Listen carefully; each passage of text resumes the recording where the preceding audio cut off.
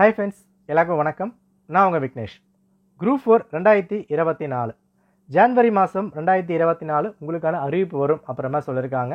இது Jan Feb அந்த மாதிரி கூட வந்து போகலாம். பட் என்ன இருந்தாலும் அடுத்த ஒரு 6-7 மாதத்தில் உங்களுக்கு எக்ஸாம் வரப்போகுது. அதுக்கு நாம் தயாராக வந்து பின்னாக இருக்கணும். ஓகே, இதில் நான் வந்து ஒரு ஃப்ரெஷர், ஒரு பிகினராக இருக்கேன், இல்லை எனக்கு அனுபவம் இருக்குது, எல்லாத்தையும் ஓரமாக வச்சுருங்க. ஜான்வரி 2024 ஃப்ரெஷ்ஷாக நீங்கள் 0ல் ஸ்டார்ட் பண்ணால் கூட ப்ரிப்பரேஷன் ப்ராப்பராக கொண்டு போக முடியும். சிலபஸையும் முடிச்சு எக்ஸாம்ஸை டார்கெட் பண்ண முடியும். ஸோ வீடியோ ஃபுல்லாக வந்து பாருங்கள். நம்ம என்ன மாதிரி கொண்டு போக போகிறோம், ஃப்ரீ டெஸ்ட் பேட்ச் பற்றின அனௌன்ஸ்மெண்ட் எல்லாமே நான் சொல்கிறேன். கிளியராக வந்து பின்னாக புரியும். இந்த வீடியோவில் ஒரு பேசிக்கான விஷயங்கள் என்னென்ன வந்து பின்னாக தெரிஞ்சுக்கணும், எப்படி வந்து பின்னாக ஸ்டார்ட் பண்ணணும், எப்படி பண்ணால் எவ்வளோ மார்க் வந்து எடுக்கணும் எல்லாமே நம்ம வந்து பார்க்கலாம். அப்கமிங் வீடியோஸில் என்னென்ன புக்ஸ் வந்து படிக்கணும், எங்கிருந்து படிக்கணும் எல்லாமே நம்ம வந்து பார்ப்போம். ஓகே, சரி பார்த்துடலாம்.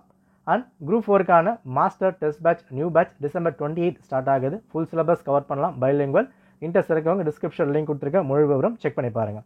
சரி பார்த்துடலாம்.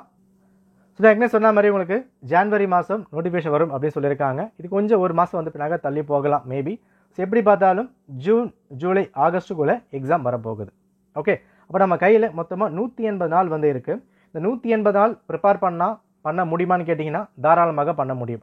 150 நாளே உங்களுக்கு போதுமானதாக வந்திருக்கும். பட் ப்ராப்பராக ப்ரிப்பேர் பண்ணுங்கள். எக்ஸாம் எப்போ வரும் அந்த டவுட் இப்போ வந்து பின்னாக வேண்டாம். நம்ம நோட்டிஃபிகேஷன் படி ஜான் ஃபெப்புக்குள்ளே அறிவிப்பு வந்து பின்னாக வரும். உங்களுக்கு ஜூன், ஜூலையில் எக்ஸாம் வந்து பின்னாக இருக்கும். அதை மட்டும் மைண்டில் ஸ்ட்ராங்காக ஃபிக்ஸ் பண்ணிக்குவாங்க. ஓகேவா? சரிப்பா, ஒரு பிகினராக நான் ஸ்டார்ட் பண்ண போகிறேன். என்ன விஷயங்கள்லாம் வந்து பின்னாக தெரிஞ்சுக்கணும் அதை நம்ம வந்து பார்க்கலாம். ஸோ எக்ஸாம் பேட்டர்ன், என்ன புக்ஸ், இதெல்லாம் பார்க்கறதுக்கு முன்னாடி நான் ஒரு சில பேசிக்கான விஷயங்கள் நான் வந்து சொல்லிடுறேன். அதை பார்த்து கடுப்பாக வேண்டாம். ஏன் அப்படின்னா சில பேருக்கு தெரிஞ்சிருக்கலாம், அதுக்காக தான். தெரியாதவங்க அதை வந்து பின்னாக பார்த்துக்குவாங்க. ரைட்டா? ஓகே, சரி. ஃபர்ஸ்ட் என்ன அப்படின்னா, இதில் என்ன போஸ்டிங் வந்து பின்னாக்கா கவர் ஆகுது அதை நீங்கள் வந்து பின்னாக்கா பார்த்துருக்கணுங்க. ஒரு விஷயமும் நான் ப்ரிப்பேர் பண்ணும் போது நான் வந்து விஓ ஆக போகிறேன், ஜேஏ வந்து ஆக போகிறேன், டைபிஸ்ட் ஆக போகிறேன், அந்த குறிக்கோள் ரொம்ப வந்து பின்னாக அவசியம். ஸோ அதுக்கு இதில் என்ன போஸ்ட் வந்து பின்னாக கவர் ஆகுது அதை நீங்கள் வந்து பின்னாக பார்த்துருக்கணும். ஜஸ்ட் இதை படித்து பார்த்துக்கோங்க. ஸோ நீங்கள் டெய்லியும் படிக்கும் போது நான் வந்து இன்றைக்கி விஓ ஆக போகிறேன், டைபிஸ்ட் ஆக போகிறேன், அதை மைண்டில் வச்சுக்கிட்டு ப்ரிப்ரேஷன் ஸ்ட்ராங் பண்ணால் மட்டும்தான் ஒரு காம்படிட்டிவ் எக்ஸாம்ஸ் நீங்கள் கிராக் பண்ண முடியும். ஓகேவா? ரைட். ஸோ ஸ்டெனோ எல்லாமே இங்கே வந்து பின்னாக கொடுத்துருக்காங்க. இது டைப் டேபிள் ஏல கொடுத்துருக்காங்க. டேபிள் பி இங்கே வந்து பின்னாக பாருங்கள். இதில் சில போஸ்ட் வந்திருக்கு. இது எல்லாமே இங்கே கொடுக்கப்பட்டிருக்கு. ஓகே, இந்த போஸ்ட் தான் உங்களுக்கு குரூப் 4 விஏஓவில் கவர் ஆக போகுது. முடிஞ்சுதா? அடுத்த விஷயம், யாரெல்லாம் இதுக்கு எலிஜிபிள் பேசிக்காக வந்து பார்த்துடலாம். நீங்கள் 10th முடிச்சிருந்தா இந்த எக்ஸாமுக்கு எலிஜிபிள் தான். எல்லாருக்குமே தெரிஞ்ச ஒரு விஷயமா இருக்கும். டிகிரி முடிச்சிருந்தாலும் எலிஜிபிள் தான். பட் 10th பாஸ் பண்ணியிருந்தால் எலிஜிபிள். நீங்கள் அட்டம் வச்சிருந்தாலும் அது ஓகே தான். கம்மியான மார்க் வாங்கியிருந்தாலும் ஓகே தான். அதை பற்றி கவலை கிடையாது. 10th பாஸ் பண்ணிட்டீங்களா எக்ஸாமுக்கு eligible. Okay, next steno, typist எல்லாமே வந்துருக்கு. தனியாக வந்து பின்னாக பார்க்கலாம். அடுத்த விஷயம், ஏஜ் லிமிட் என்ன வந்து பின்னாக உண்டு. ஸோ ஜூனியர் அசிஸ்டன்ட், ஸோ இந்த மாதிரி போஸ்ட்டுக்கெலாம் பார்த்தீங்க அப்படின்னா உங்களுக்கு 18 வயசு வந்து பின்னாக கம்ப்ளீட் ஆகிருக்கும் எல்லாருக்குமே. அதாவது அதர்ஸு, எஸ்சி, எஸ்சி, எம்பிசி எல்லாருக்குமே வந்து பின்னாக இருக்கணும்.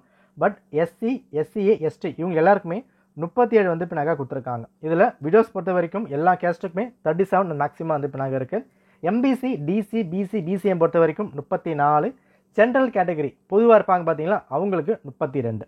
ஓகே, இது உங்களுக்கு இந்த போஸ்ட்டில் வந்து பின்னாக கவர் ஆகிடுது. ரைட்? ஓகே, என்னென்ன கவர் ஆகுது பாருங்கள்.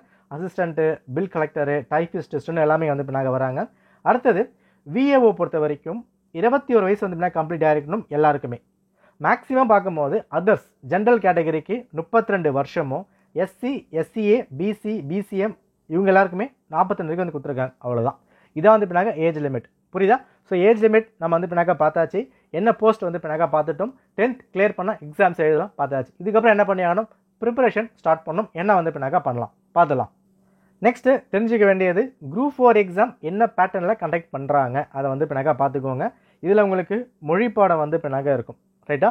மொத்தமாக உங்களுக்கு 200 கேள்விகள் எக்ஸாமில் கேட்குறாங்க. நல்லா வந்து பார்த்துக்கோங்க. 200 கேள்விகள்.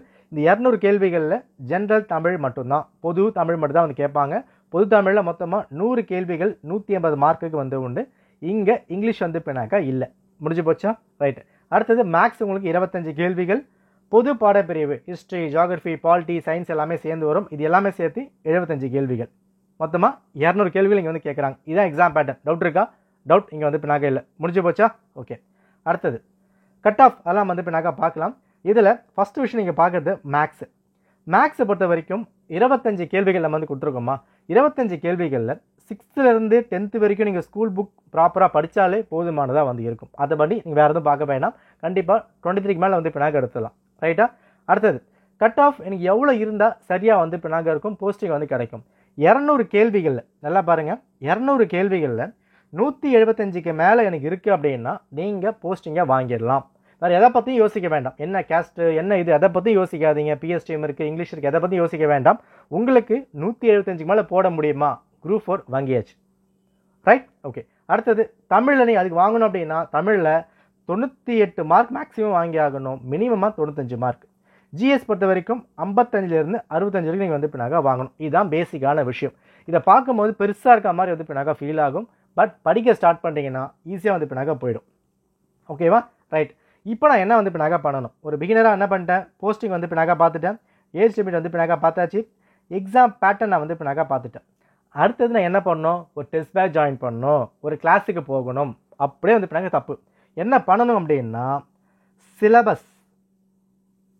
ஓகே, குரூப் 4ஓட சிலபஸ். குரூப் 4 சிலபஸில் தமிழுக்கு பகுதி A, A, E 3 வந்து கொடுத்துருப்பாங்க. அண்ட் ஜென்ரல் ஸ்டடீஸ் பொது பாடப்பிரிவில் science, current affairs, geography, polity, economy, history, maths unit number 8, 9 அப்படின்னு 10 யூனிட் வந்து பின்னாக இருக்கும். அந்த சிலபஸை கம்ப்ளீட்டாக மக்கப் பண்ணணும். புரியுதா? சும்மா வந்து பார்க்குறோம் போகிறோம் அந்த மாதிரி கிடையாது. இன்ச்சு பை இன்ச்சாக, லைன் பை லைனாக, ஃபுல் ஸ்டாப் கமா மாறாமல் ஃபுல்லாக மக்கப் பண்ணணும். யார் ஒருத்தர் இந்த பேசிக்காக தெரிஞ்சுக்கிட்டு படிக்க ஸ்டார்ட் பண்ணுறாங்களோ அவங்க தான் நெக்ஸ்ட் லெவல் போக முடியும். நம்ம 6th 12th வரைக்கும் சும்மா புக்கை படித்தோம், டெஸ்ட் பேட்ச் போட பண்ண கிளியர் பண்ணுறது கஷ்டமான விஷயமா வந்திருக்கும். எங்கே அடி வாங்குது அப்படின்னா அடிப்படையான விஷயங்கள், எவ்வளோ மார்க் எடுக்கணும், எவ்வளோ கட் ஆஃப் நமக்கு வந்து தேவையானதாக இருக்குது, என்ன போஸ்டிங் வந்து பின்னாக வேணும், இதையெல்லாம் தாண்டி சிலபஸ் என்ன வந்து கொடுத்துருக்காங்க அது தெரிஞ்சுக்கிட்டு படித்தாதான் படிக்கும் போதும் ஈஸியாக இருக்கும், மேலே வந்து போக முடியும். சிலபஸை ஃபுல்லாக படித்து ஃபுல்லாக பார்க்காம எழுதி பாருங்கள், மக்கப் பண்ணணும். பண்ணி முடிச்சாச்சா? அதுக்கப்புறம் தான் என்ன புக்ஸ் நான் வந்தோன்னா ஹவு டு ஸ்டார்ட் நம்ம வந்து பார்க்க போகிறோம். Okay, right.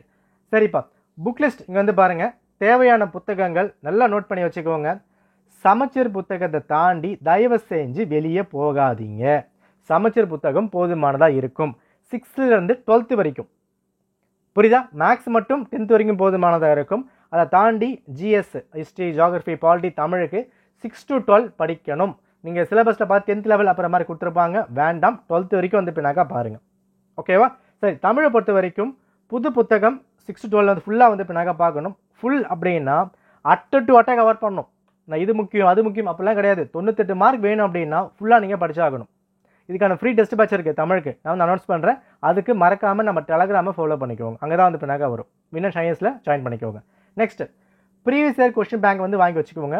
தமிழ் கண்டக்ட் பண்ணுறது, அதாவது லாஸ்ட்டாக கனெக்ட் பண்ண குரூப் 2, குரூப் 3, குரூப் 4 விஏஓவில் லாஸ்ட் 10 வருஷம் தமிழ் எங்கெல்லாம் வந்திருக்கோ அதை வந்து வாங்கி வச்சிட்டிங்க அப்படின்னா அதை ஃபுல்லாக படிச்சிங்கன்னா இந்த இடத்துல இந்த ஓல்டு புக்கை நீங்கள் படிக்க வேண்டிய அவசியம் வராது. புது book 6 to 12 plus previous year question paper ஃபுல்லாக கவர் பண்ணிட்டீங்கன்னா தமிழில் கிங் ஆகிடலாம். அதுக்கு நாம் பொறுப்பு. நம்ம கண்டக்ட் பண்ணுற ஃப்ரீ டெஸ்ட் பேட்சை மட்டும் ஃபாலோ பண்ணால் கூட 95 மேலே வந்து எடுக்க முடியும். எடுத்திருக்காங்க, எந்த ஒரு காஸ்ட்டுமே கிடையாது. அதுக்கு ஃப்ரீ டெஸ்ட் பேட்ச் வந்து பின்னாக்க உண்டு. அதை மட்டும் ஃபாலோ பண்ணுங்கள். நான் உங்களுக்கு எழுதி கொடுக்குறேன், 95 மேலே வந்து எடுக்க முடியும். ஓகேவா? அப்போ உங்களோட வேலையில் பாதி நான் வந்து பின்னாக முடிச்சு கொடுத்துட்டேன். அதே மாதிரி சூப்பர் 50 டெஸ்ட் பேட்ச் வந்து பின்னாக ஆரம்பிக்க போகிறோம், ரீஸ்டார்ட் பண்ண போகிறோம். நான் பிளானுக்காக வெயிட் பண்ணியிருந்தேன், திரும்ப நம்ம ஸ்டார்ட் பண்ணலாம்.